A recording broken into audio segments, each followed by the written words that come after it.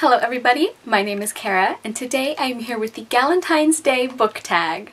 If you don't know what Galentine's Day is, it is the day before Valentine's Day when you get together with and appreciate and spend time with your girls. I know I'm uploading this a little late, but Galentine's is not just a day, it is also a state of mind, and it is always a good time to share the love and appreciate each other. This tag was created by Rebecca and Sarah over at T-Hags, and they also tagged me, and I will link their original video down below. Question number 1 is favorite or best female friendship? And for that one, I'm going with Safi and Iseult from Truth Witch by Susan Dennard. I've just read this first book so far, but even just after one book, the friendship and the love and support that these two girls have for each other is just wonderful. It's so important to me. And one of the things I love about this book is even though there are other kinds of relationships, like there's some romantic stuff and there's some like familial and other kind of relationships, there's a huge emphasis placed on female friendships and on like choosing the people who are close to you and who are part of your family. And it's just such a wonderful book. Safi and Iseult are very different characters, but they really strengthen and encourage each other through their differences. They're also not afraid to call each other out on things that they're doing that could, you know, put them in danger or get them in trouble, so they know when to support each other and they also know when to check each other. Number 2 is favorite literary sisters, and I made myself not choose Jane Austen characters, even though she has several that I think would be great answers for this, and instead I'm going with Penryn and Paige from the Angel Fall trilogy by Susan E. I think there's a different name for the series, but I can't remember it. So Penryn and Paige are in this really awful post-apocalyptic world, and they really are all they have left. I mean, their mother is present, but she's very much distressed and she has her own problems going on and she can't always take care of her daughters. So Penryn, as the older sister, really feels a need to protect Paige, and she does that to the absolute best of her ability, going above and beyond many times.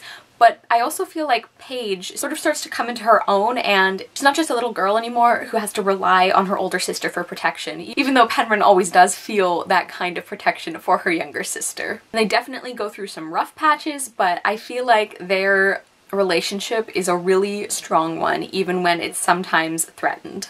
Number 3 is favorite mother-daughter relationship, and I am going with Sophie Mercer and her mother from Hex Hall by Rachel Hawkins.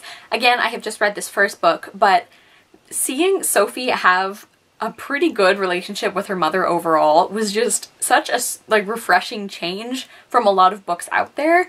And even though for the majority of the book Sophie is at kind of a boarding school away from her parents, she still has that very strong connection to her mother who raised her, and just her interactions with her mom are really fun. And even though, like many other books, there's this kind of subplot of like family secrets that Sophie wasn't told about, you still feel like her and her mother are really there to support and love each other, and her mom is actually present in the book. Number 4 is pick your literary Galentine. There are lots of fictional ladies that I would absolutely love to hang out with, but I am going with Perrot from The Castle Behind Thorns by Mary Haskell.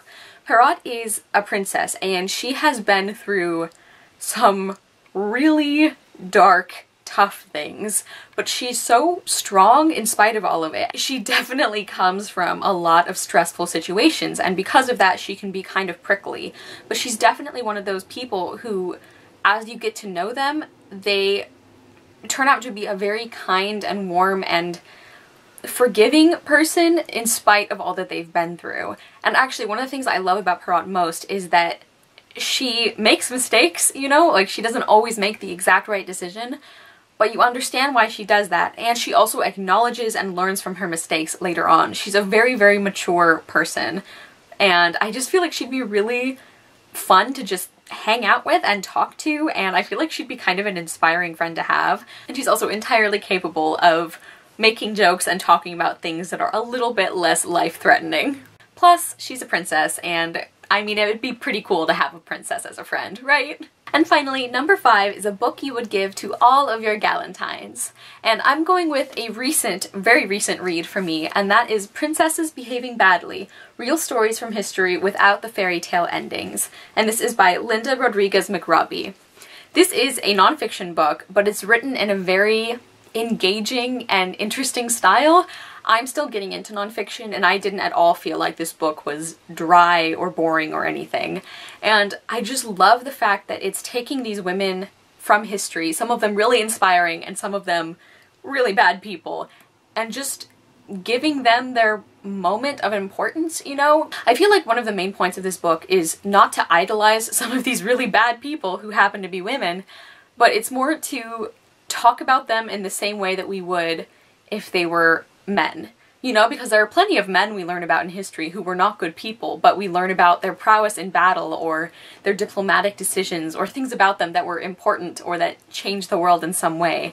And I feel like that's what the author really did with this book. She's not saying let's put these women on a pedestal, but she's saying let's talk about them like they matter.